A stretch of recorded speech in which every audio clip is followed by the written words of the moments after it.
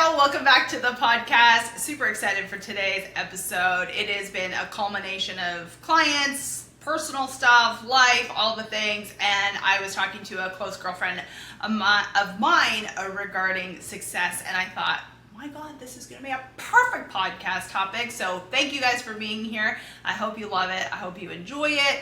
Thank you ahead of time for sharing it with one person who perhaps you've never shared this podcast with. Hopefully we can get this message out because I really, truly do care about this. And obviously, if you're here today, I'm sure you care about it as well. So today I really wanted to talk about what the world gets wrong about success. I was talking about this with one of my girlfriends, and I am just extremely passionate about defining success. I've talked at length on this podcast about getting clear of what success actually means and what success means to you.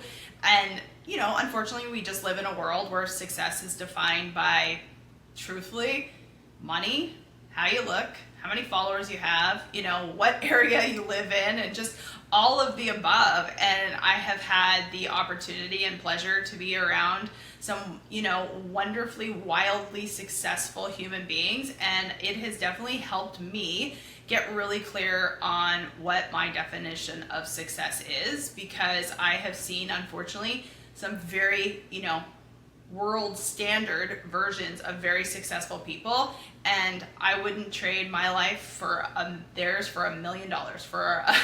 It wouldn't even come close to $1 million. Let me be honest with you. It would take a lot. It would, you know, I don't think that there is any amount of money on the planet that I would trade an unhappy life for finances. And I think that, yes, I can sit and say that from a place where, you know, I definitely I can pay my bills, and I'm not in a place where I'm trying to feed my family, and I'm sure someone, you know, could. I was actually listening to a really good podcast with, believe it or not, the girl from the Playboy Mansion. She was on the His and Her podcast. Holly Madison? No, not that one. The other one, Kendra something. I forget what her last name is, but the Kendra girl from the Playboy Mansion, and I had listened to both of them on the His and Her podcast. I really like that podcast. Shout out to Michelle, who's got me listening to that podcast like a year ago. But she told me, about that podcast. I started listening to that podcast, and they have some great guests over the years. I'm sure I've mentioned a few of their great guests, but they had two of the Playboy people, Playboy Mansion girls, on that podcast over the last year. And one of the girls, the Holly girl, I think she was the one who was like, actually, do you actually give a shit? Not really. You probably already know. But she was like the main Hugh Hefner wife or girlfriend or bunny or whatever. Her experience of the Playboy Mansion versus the Kendra's experience of the Playboy Mansion was extremely different. And that Kendra girl, something that she said is that situation was way better than the situation that I was in. So when I just said, you know, you couldn't pay me $1 million or $100 million to be miserable, I'm sure that there's some people that being in a miserable situation is better, like taking that $100 million is better than their situation in now. So I say this from a very, like, that's a very, you know me, very long-winded way to say, I say this from a very privileged point of view of the fact that, like, you know, I have money in the bank, I can pay my bills, I'm just fine. But I would never trade money for being miserable. And I think, unfortunately, we have a very skewed view of what success actually is in this world. And that's why it's so hard for me to understand. And I will say, I sometimes do, even though I am a coach and my job is to never be black and white for my clients, is always to be the gray and for them to have their own perspective. My perspective and my view can be extremely different from my clients, and I think that's what makes me such a good coach, is like, it doesn't fucking matter what I think. I think that some people could be dead wrong, but as long as they think they're right and that's what's best for them, that's always the answer. But for myself personally, I do have a very black and white view of what is most important and why I'm so passionate about mindset work, why I'm so passionate about what I do. You know, sometimes I was even having a conversation with my mom the other day. She was sending me all of these health podcasts, like, you know, like all of the health people, like Dave Asprey and like organic food, clean water, you know, all of that kind of stuff. My mom is so into that kind of stuff. Like, it's kind of weird. Like, over the last however many years, last 20 years or whatever it's been, my mom and dad are very much like, eat organic, use like stainless steel, clean health products, like all the whole run of gamut of what. And I remember like growing up and I was like, what the fuck? That was never what my parents were. And I haven't really changed too much. Like, I'll buy organic if it's like there or whatever, but I'm definitely not of the perspective of they are. But that is the type of podcast that my mom listens to. Like, my mom loves the health podcast. And for me in particular, I guess that's why I have such a black and white view and why I'm so passionate about what we talk about on this podcast, which is like the mind. Is because I am so passionate about that, the way that some people are passionate about their health. You know, it really is like your perspective in life, your lenses in life, your views in life. To me, it doesn't fucking matter what you eat or drink if you're a miserable person. If you can't control your mind, you can eat red food dye for the rest of your life, or you can never eat, you know, you can never eat anything bad for the rest of your life and you're still going to be miserable. So for me, I'm so passionate about the passion of the mind, the mindset work, you know, understanding the power that you actually have in regards to your health in a lot of ways too, by using your mind, and why I'm so passionate about it. But it's so interesting how so many people's viewpoints and what they actually care about are, you know, so different across the scope. But chances are, if you're listening to this podcast, you're a person who cares very much about the power of your mindset and, you know, the growth mindset, to be honest with you. So that's a very roundabout way of kind of starting this podcast. But today's podcast is very much about, you know, the definition that we have been given of success. And I took some notes when I was talking to my girlfriend, but, you know, the definition of success is just so vastly, you know, in my personal opinion, very skewed online. We judge it by money, we judge it by looks, we judge it by where you live and, you know, who you're married to and all that kind of stuff. As this podcast is, as I'm recording this, it's the Jeff Bezos wedding, which I feel like, how in the world do I even get this in my fucking feed? I guess because I just said it, or, you know, I was talking to someone who was talking about it, but it's just like the wildest thing, the shit that we actually care about. Like, we care so deeply about like these two people who, chances are you and I do not know who they are. We do not know anything about them. And we're putting them like kind of on a pedestal and like watching every part of their wedding like we actually give a shit, and like their lives are better than ours. When we really think about it, aren't they both like previously divorced? Like, I think they went through infidelity. Like, it's just like all this shit that like, if they were just like a normal Joe Blow down the street, we would not give a shit about, and we'd be like, ugh, whatever, it's, you know, wishing them luck or whatever, but like good luck kind of thing, you know. Like, it's just so fucked up, the shit that we actually care about in this world and the things that we value. And we value, you know, status and money and looks and all the things, and like everyone in the world is judging this Lauren Sanchez by the way that she looks and how she's transformed. I'll be the first one to fucking tell you, if I'm marrying a billionaire, chances are my looks are going to change too. So no shade to her, absolutely. I do not give opinions on the way that women look in general, period, hard stop.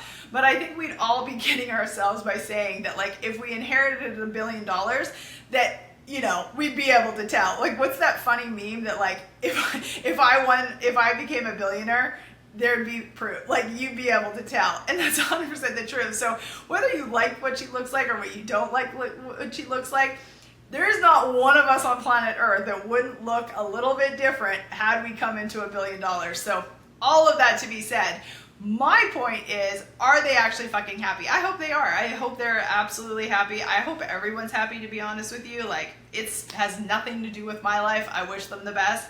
But definition of success, I mean, my God, if we are only judging it on looks and money, man, we're in big trouble. And I think that, you know, the comparison trap nowadays is just one of the craziest things. Like, I guarantee you there are people sitting on their phone, scrolling, doom scrolling right now, going, oh my God, they have such a great life, they're so happy and all the things. Guess what? They're human beings. They're probably still going to have fights. They're still going to have bad days. They're still going to be like, you know, I don't look great some days. Like, they're going to still have the issues that every human being on the planet has. And if you're only looking at that as like success because they have money and looks, if you think they're attractive, then you're sadly mistaken, because they're human beings. They're gonna have bad days. And it's like, how many people do you know that have money that are miserable? Like, I personally, like, promise you, I know at least a handful of people who have more money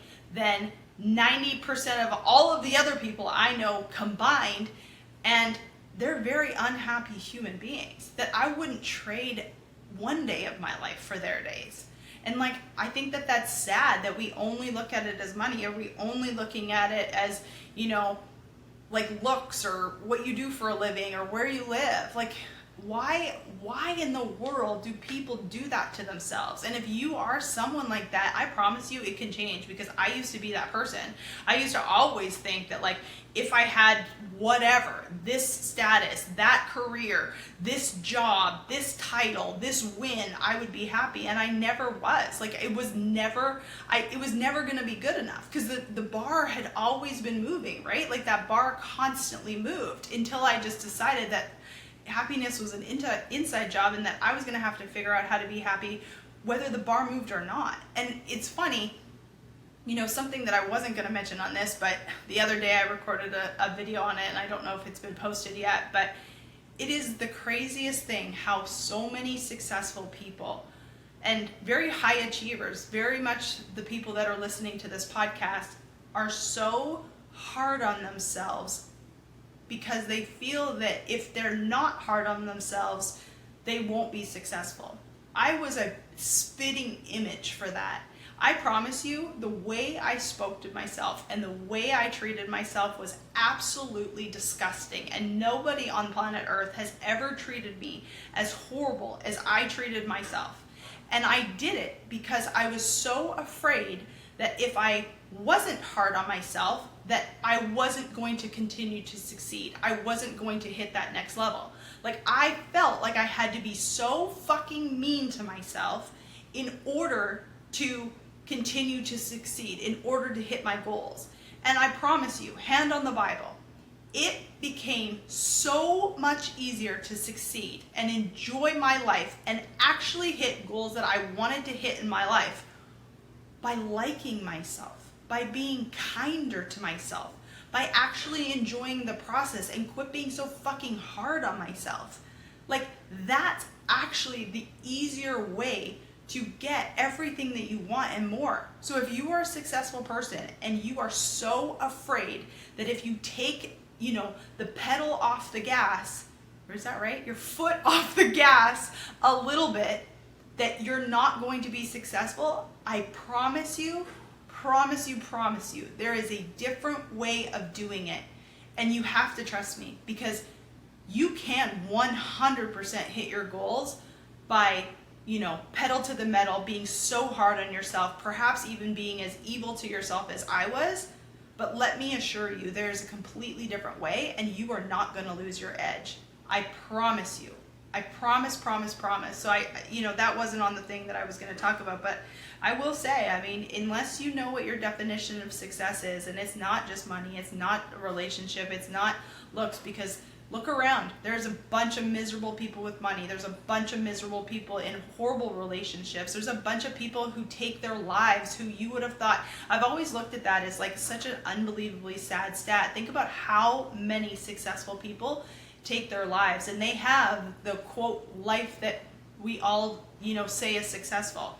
So really ask yourself, you know, the reframe there is like, you know, is that actually success? And what are you actually chasing? And what is success to you? You know, the second, I guess, myth or, you know, lie about success is that it's supposed to be one way. You know, I just did a reel the other day talking about how, like, there's not one way to be successful. There's not one way to do business. There's not one way to make money. There's not one way to, you know, have a marriage. There's not one way to raise kids. You've got to figure out what works for you. And some days it's going to be like up and up, and then the next day it's going to be down, and then some days it's up and then down. Like, it's always going to be ebbs and flows. I think that that's one of the things that makes life good in some regards. You know that like the low lows are never going to stick around and the high highs are never going to stick around.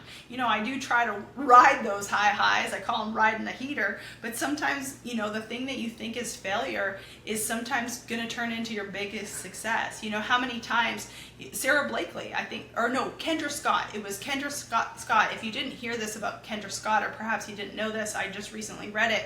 But Kendra Scott's jewelry line, who sold for like $1 billion, she started that as like a hat company. I think it was a hat company, and she had like type of charms that she put on these hats, and the hats weren't selling as good as the charms. So she may have thought her hat company was a failure, but it was funny that like the charms ended up becoming the $1 billion jewelry company. So you never know like what quote failure is actually going to turn into one of your biggest successes. And you know, success isn't a straight line. I mean, how many people, you know, you think about, I always think about professional athletes. How many professional athletes, you know, things change and pivot, and you change teams, and you think that you're going to win the NBA championship with one team, and then you get traded and you think it's the worst thing ever, and then sure enough 2 years later you're hoisting the trophy. I mean, it happens all the time. Success does not go in a perfect, you know, uphill parallel thing, and when you reach the top you're super happy. It's just not the way it works. You know, it's a series of how can you stick with it. I've talked about it on this podcast 100 times, but like, you know, the last person to quit wins. Typically the person who stays the longest is the person who's going to win. So the next, you know, kind of lie about success is that you have to do it alone. I think that's one of the things that so many people worry about, is the fact that like you have to do it all by yourself. I firmly believed that my whole entire life. I believed, and it really was years into my marriage, probably like 3 to 5 years into my marriage, where I was finally like, I need help. But I always put myself in a situation where I always felt like if I didn't do it myself, it was a failure. If I didn't, you know, I didn't need help from anyone. I was going to be successful by myself. And, you know, that came from a lot of childhood wounds, and not saying my parents are bad in any regard, but it is like, it's a bunch of wounds. Like, we all have wounds. We all have, you know, trauma, quote, trauma from our childhood. And I always believed I didn't want to rely on anyone, because there was such, you know, belief in my head that, you know, if I relied on a partner, if I relied on someone, that would be, you know, a negative thing. You know, I'll tell you, I'll be 100% honest. I work with so many clients over the years, and most of the shit that is, you know, holding people back from their success is some sort of childhood trauma wound. Period. Hard stop. I would bet my net worth on that most people have some belief, some story that they had made up as a child, and sometimes there's, you know, physical proof to why that is true, and oftentimes there is, but it doesn't mean that it has to be forever, and it doesn't mean that has to hold you back forever. I think you have to learn, I know you have to relearn how to think about that situation and change that pattern, that habit, that story that you have that's keeping you stuck from hitting your greatness, or from achieving what you want to achieve, or for even being happy. I know that like my belief that I had to do everything myself, truthfully, it was one of the reasons why my husband really fell in love with me in the beginning, is because, you know, I was a badass. I was like a person who, I didn't need anything. I could take care of myself. I could do everything myself. I wasn't needy. I didn't need all that. But slowly but surely, my husband will tell you, one of my biggest strengths, which was that I didn't need help, became one of my biggest weaknesses. It was one of our biggest fights in the beginning of our relationship, because I didn't need him. I never wanted to need a man my whole entire life, because there was a lot of trauma stories that I had in regards to, you know, needing someone, because I was going to do life by myself, because if I did it by myself, I was going to succeed, and I didn't have to rely on anyone else, and it was going to be fine. And that was one of the biggest lies I told myself, because I need my husband. I need help. I need friends. I need coaches. I need my assistant. I need so many people in my life. I want to do life with my amazing team, because it's so much easier to grow and enjoy the process and move faster when you have help. And so like, it's not weakness to be supported.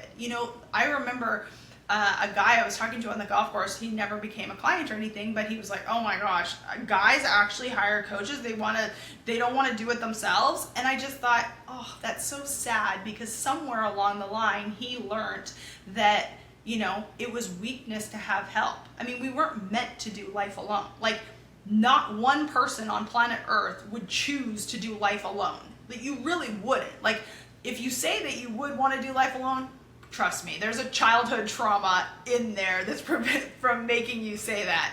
I would guarantee you, because we as human beings were meant to do it. Like, that's why AI, even though it's one of the greatest things ever, if we solely live on AI and we solely relate with AI, I promise you, I think personally that will be one of the worst things that can happen to our existence, because biblically, like God-wise, we were born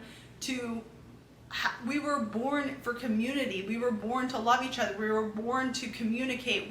We are human beings, and human beings need other human beings, in my personal opinion. So, maybe ask yourself, like, why are you trying to do it alone? What story do you have that it makes you weak to ask for help? I think, the top of the top always want to ask for help. They want to learn from others. The whole thing about, I want to be the dumbest person in the room. Why wouldn't I be? If I could be the dumbest person in the room, I would choose that room every single time. Yes, it's intimidating, but my God, do you know how fast you would grow? So why don't you have someone in your corner? Why do you not want someone to help you? Ask yourself that question, and maybe you do, and maybe it's time you use someone in your corner. My clients, they don't want to do it alone, hence they have a coach. I think the next lie we were talking about was like the fact that, so many people, so many high achievers pride themselves on being burnt out and being, that hustle culture. We still have that hustle culture. And I'll tell you, I ride the fence almost in this one, because I am the first person to say you have to work hard, like you have to grind, you have to do things in order to, have the life that you want. But I also think if you are not allowing yourself to actually enjoy the process and rest and trust that things are going to happen for you, and that you don't have to be burnt out and miserable 24 hours a day, like, I think it's a both. I always think it's a both. And I think most people do it because they get their sense of value by always saying, well, I worked so hard, or I've worked, 17 hours today, or I didn't take a lunch break, or I barely slept. I mean, how many people do you know that say all of that shit? Like, because they are getting a sense of their worth. They're getting a sense of, well, I'm so awesome because, I bust my ass the way that I bust my ass. Well, let me just tell you, you are worthy, period. You could be sitting on this couch. You could be doing nothing. You are worthy whether you make $1 or $1 billion. Like, your worth does not come from your burnout. And maybe you need to hear that. And maybe you need to put that on a fucking sticky note and repeat that every single day. Because believing that you can achieve your worthiness is a really, really miserable existence, because trust me, I used to do that. I used to think that once I, won a golf tournament, or once I got a contract, or once I made money, or once, I lost a pound, I was gonna be something. No, I already was. And in order to feel worthy, you literally, you just have to decide that you already are. I think there's a big difference between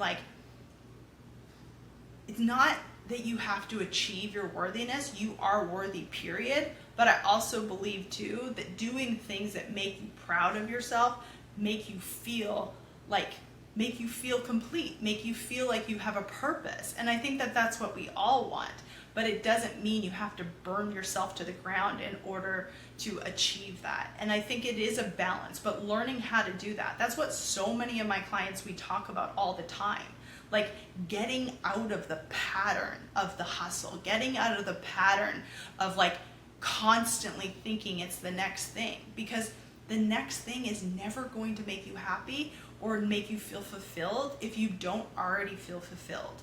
And so if you are having trouble with that, I would highly encourage you to reach out. You can book, obviously, you can apply for a clarity call with me and we can get on one of those calls, and that's exactly what we can talk about on that call if that's what you need. And perhaps it'll only take one call. But I promise you, there is a mindset block that you have, or there's a strategy that you need to input in order to get to that place. So the next thing is so many people, and I just talked about it, you are literally, you're not going to get to a place that you feel successful unless you already feel successful along the journey. That is part of it, and it makes it so much easier. Think about every person. My husband is a perfect example. I remember when we had a project, so we've been together 23 years. And I remember this project that my husband set out to build to sell. My husband's a developer, and in the 22 or 23 years that we've been together, he has never sold one thing until this one time. And he set out to develop it, build it, and sell it. And it was the first time, and it's the only time in our whole entire life together that my husband has ever sold anything. And I remember telling my husband along the way, because I had just gotten into this work, really, it was probably 10 years ago that he first started. And I told him, I said, babe, I promise you, you're not going to feel different once this is sold. And it was literally a 6 or 7 year process from the day it was, a little thought in his brain till the day that they sold it. And it is funny.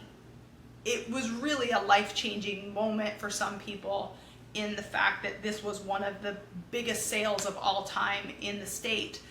But I will say, nothing actually changed when it was over. You think that something's going to change, and it was exciting. Yes, there's no doubt about it, and you're very proud.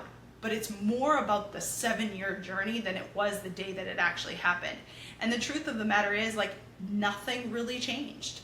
Yes, some things got easier, but nothing really changed. And I think that is just such a perfect example of the fact that you think your world is going to change when something like this happens, but it really doesn't. It's the whole entire ups and downs and processes and who you are and the problems that are solved along the way. And that's exactly what most people think, is that you're going to finally have this success. Maybe it's get married, build the business, lose the weight, whatever. I had a client come to me one time with the creation of the weight loss drugs, lost 60 pounds in 4 months or whatever it was. Ended up hiring me after she had lost the weight, because she's like, oh my God, I've wanted to lose this weight my whole entire life. I lost the weight and I thought I was going to feel different. I thought I was gonna, I thought I was magically gonna be happy, and I wasn't. And then we did the work together. And that is such proof of everything that I say. It's not about the weight. It's not about the money. Those things are nice. Don't get me wrong. It's not she isn't happy that she lost the, 60 pounds. It wasn't that my husband wasn't happy that he made this huge sale, but it was it wasn't bringing the satisfaction that you think it was going to bring. And that is the part that everyone actually wants.